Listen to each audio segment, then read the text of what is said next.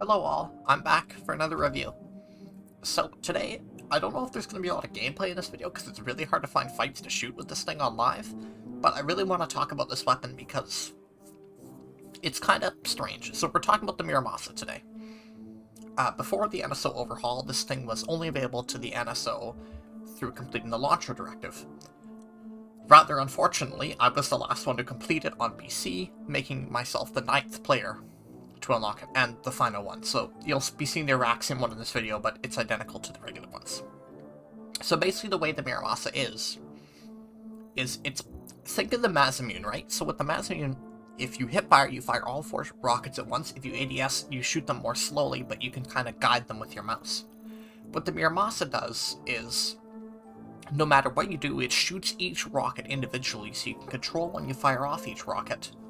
But you can't wire guide it, and you're only shooting one at a time, so your raw alpha damage is really low.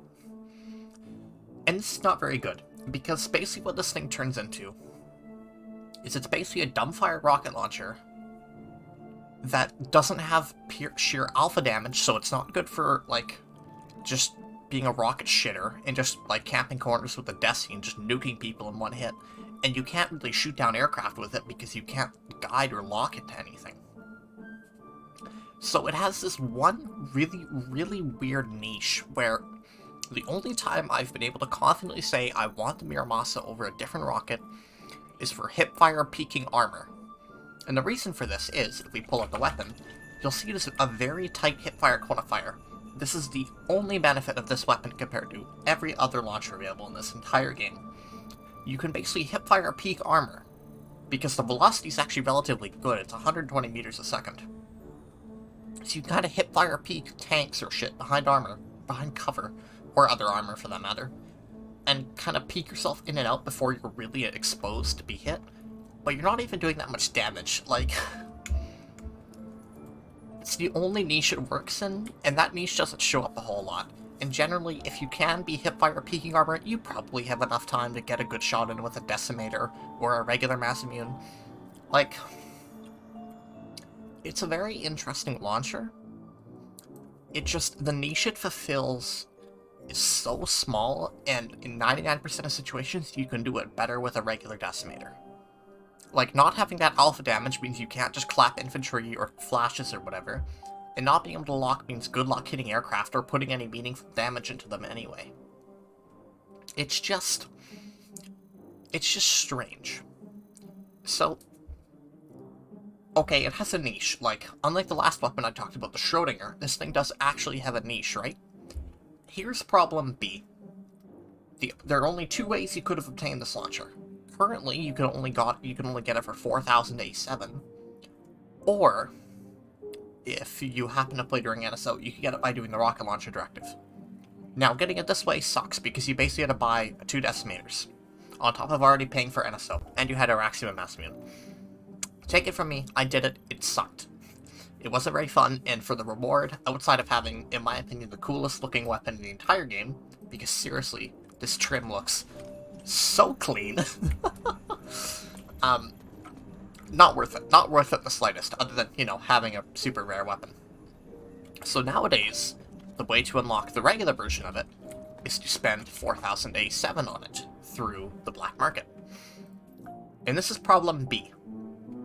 So, not only does this weapon not really have a niche that isn't covered by any other rocket launcher, which you can spend certs on, by the way, for 4,000 A7, pretty much every other weapon in this set is better. The Showdown is fun to use. It may not be great, but it's really fun to use. The Derringer, the 357 IA, has a one-shot headshot potential at super close range.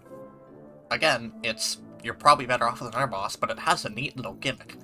The short bow is an archer with more DPS, in exchange for worse sustain, so it actually kind of has a reason to exist. The Tranquility is cancer, but it still works well enough as a decent scout rifle. The Kuwa is wacky, but it's the Yumi, but it's not terrible, so it's still arguably okay, and you can pick it on heavy. Kappa, like I've already covered, is a great little SMG, so it's definitely worth the cost. Yaora is an automatic pilot with some wacky stats. It's not that good, but it's kind of neat. Like, it's kind of a neat little toy to have. Session is basically the opposite of the Tomo, where you have a high fire rate and no damage drop-off. It's just interesting. It has a unique little role for being a scout rifle with no drop-off. Viscount is just a recolored Baron, and at least on NSO it counts as the shotgun directive. So on NSO you have to get it, because you have to buy a Baron otherwise. I'm not sure if this is true on the regular factions, but at least on NSO, Viscount is basically mandatory. Stomper is an interesting little heavy primary that can damage armor. And then you get the Muramasa. You can hip fire tanks, which you could really already do by just aiming down sights for like half a second with the Decimator. So not only are you spending 4k A7 that takes a long time to grind down, you're getting a weapon that isn't particularly fun to use and doesn't particularly have a niche.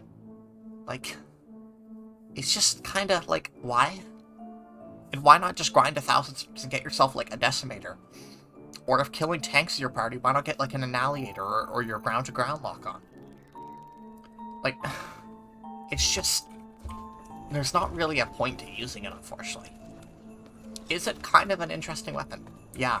But it's no more interesting than anything else you can buy for A7. And it's not better than anything you can get for certs. There's just not really a point to it. And that's why I wanted to start Sanctuary, because that is the largest problem. For the cost you have to spend, it's just not good enough. Like, okay, we have a fight at the Bastion. I might be able to demonstrate here what I mean. But this is really the core point of what I want to make with the Muramasa.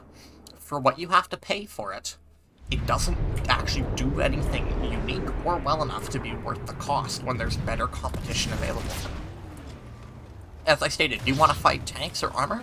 Great, just use a Decimator or an Annihilator or whatever your ground-to-ground lock is. Do you want a low-grounded rocket launcher? Get a Decimator. If you have 4k A7, get a Kappa that's actually good. Get a Viscount that's an actually interesting take on the Baron. Get a Kuba, etc., etc. Like, it's just... it doesn't have a purpose. Like, you can do funny things with the hipfire, don't get me wrong, but it doesn't do these well enough. Like, it's just... and like, look, you just saw that even if you aim down sights, you don't get to wire guide it or anything. It's just not good, man. Like, it's just... it doesn't have a role. You can't use it against maxes because you're exposed for way too long to get all the damage out. Like, yes, in theory, it hits as hard as a Decimator. But you have to spend far more time exposed to get all those rockets off. So the only thing it really does well is kind of plinking armor from behind cover. But you're playing heavy. There are good odds you can just press F, turn on your shield, and tank a shell should it hit you. It's just... I'm sorry if I'm just repeating myself, but there's really nothing more to say on this thing. Like, I'm trying to get you gameplay for it, and it's just... it just doesn't have a purpose. And the purpose it does have, like... you can't even fight other people with it because the rockets are stupid easy to avoid and it doesn't hit hard enough. Like... it really is just a bad weapon. Like, oh boy, I can shoot this turret while hip firing. Oh joy. But it takes me way longer to actually hit it and put actually meaningful damage on it when I could just shoot it once with a Decimator and do, like, more. This is probably going to be a shorter video compared to the other ones because there's just nothing else to say on it. Like,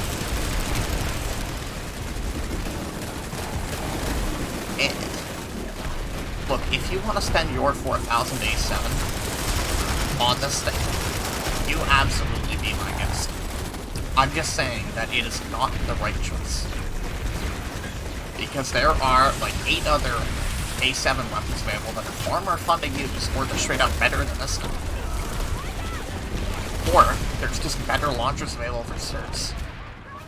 There's just not a point to it. That's all I can say. There's just no reason to unlock this thing for the sheer cost it desires. If it was 1,000 certs, it might not actually be that bad, because then, like, certs aren't too bad to grind nowadays.